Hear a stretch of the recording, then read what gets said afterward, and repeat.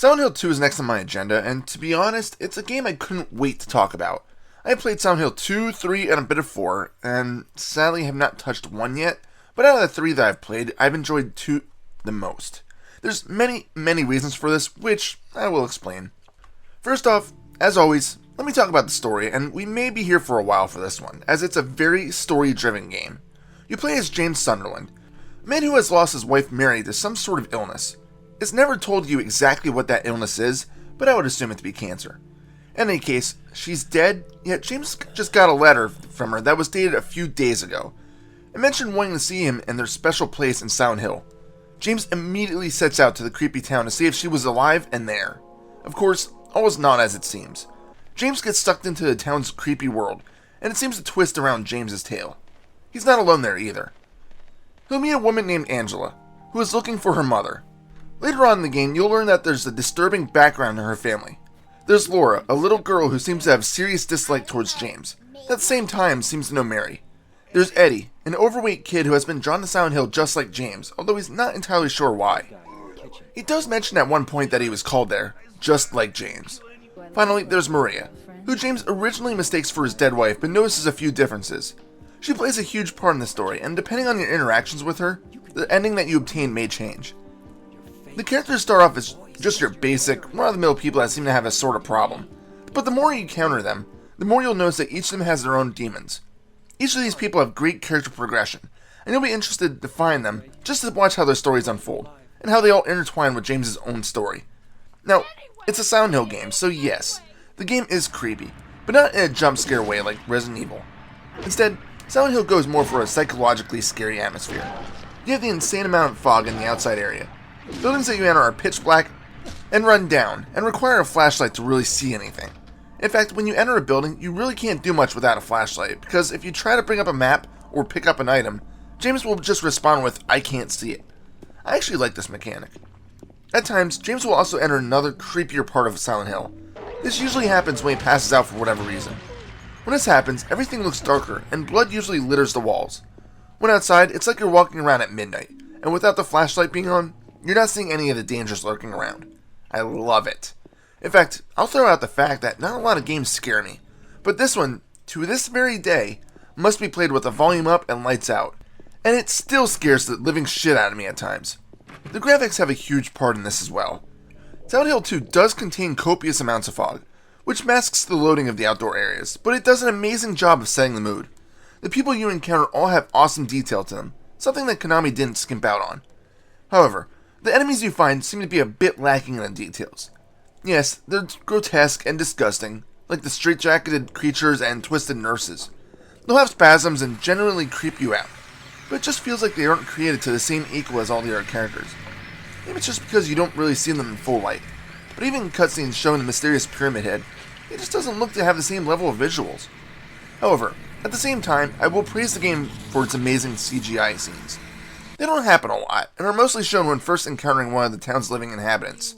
The graphics, especially at the time, really dropped my jaw. I remember renting it from a video store with a friend having shivers thinking, holy shit, are these real people? Of course they aren't, but they simply look fantastic. My only slight complaint is that the scenes seem too bright for the environment that the game takes place in. But hey, that's a minor thing and can be easily ignored. It's just something that I noticed and needed to mention. So let's talk about the gameplay itself. James moves around with your standard tank controls. Up moves him forward, down backwards, and left and right turn around. Holding square allows him to run, although he's a bit out of shape and will slow down quickly because he's out of breath, but he'll still keep jogging. Holding R1 readies the equipped weapon, and X fires or swings it. Triangle opens up the simple to use map. This map shows little notes that James makes regarding different areas of Silent Hill, so if you get lost, it won't hurt to check it out. In addition to this, in the beginning of the game, James encounters a radio. This radio is integral to the game, as you'll hear static every time an enemy starts getting close. If you don't like this, you can just adjust the volume or simply turn it off. I keep it on to avoid any unnecessary surprises. It's a unique mechanic that no other series really used. As you're walking around the town, you want to keep an eye on James' head. He'll look towards various items, and this can be crucial when you're running low on ammo or healing items. He'll also look towards important interactions and notes, so when you see him turning his head, you should check out what he's looking at. As for combat, there are melee weapons and firearms. Ammo is somewhat limited, so you don't want to be shooting everything that moves. You may want to rely on melee strikes for less lethal enemies, such as the weird mannequin creatures that have no ranged attacks. Then again, you can also opt to evade a lot of the enemies, avoiding combat altogether. If you finish the game, you can access an additional options menu that lets you double or triple the amount of ammo that you can pick up. When first starting the game, you'll notice that there's a separate difficulty for both the combat and also the puzzles. The puzzles play another huge part of the game, although some of them will make you scratch your head on how James figures this shit out. One forces you to move a grandfather clock's hands around in order to allow James to move it. One forces you to collect coins to reveal a key. Another one has you reading a bunch of criminals' crimes and figuring out which one was the innocent one. Yet the most notorious one that makes James look like frickin' MacGyver is the Louise box puzzle. There are several locks on it, and some of them require keys, some of them a combination. Most of it is easy enough to figure out, and once you open up the chest, you'll find what else but a frickin' piece of hair. Hair. That's it. Hair. You then combine the bent needle you picked up earlier with the piece of hair, and then you can use it to somehow pick up a key out of the shower drain. Never knew that hair was that freaking tough. As I said, James must know MacGyver. So now that I got most of everything else out there, I want to go back to the story.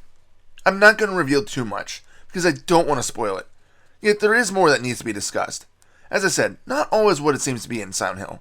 James second guesses himself all the time, and is curious to know if he's going insane. There's even a point in the game where he has to jump down holes in the Historical Society. He can't see the bottom of them, and they are pitch black, yet he does it anyway. Sorry, but in anyone's right mind, they aren't going to jump down random, pitch black, dark holes that lead to who knows where. Anyway, as the game progresses, and James encounters and interacts with the various other people walking around Silent Hill, you'll see that each of them has a strange connection to them. Even Eddie mentions at one point that we're the same. We were both pulled here to this town. As I said, I'm not going to go into specifics, but I will say that there are people online that have created entire plot analysis guides, and many of them are different in one way or another. James' true story differs, depending on how you interpret everything that happens in the game. I can say that after the last one that I read, I noticed things that I hadn't before when I played this game again. I will also say that when I was overseas, I read a thesis paper for a psychology class that someone had written. It was a very good read, and I would suggest checking them out, but only after you've played the game at least once. There are multiple endings with the game. Some of them are serious, some of them not so much. There are different ways to get them, and some of them require at least one playthrough, and some of them require certain attitudes during certain characters. I have not viewed all of them myself, but one day I may attempt to play to see them all. Time to wrap this up. Silent Hill 2 is a fantastic game that must be played if you're a fan of the survival horror genre. If you don't know what you're doing, it can easily take over about 10 or so hours to complete. If you do know where you're going, I'd say it's completable in about half of that. The story is engaging, and you'll be wanting to play the game further just to see what happens next. You're also going to be curious to see how James's tale folds out. Again, it's a must play if you're a fan, but even if you're not, it's a great game to play around Halloween to set the spooky mood. Final score? 10 out of 10. This is Reaper. Facebook.com/ReapersReviews. Happy fragging.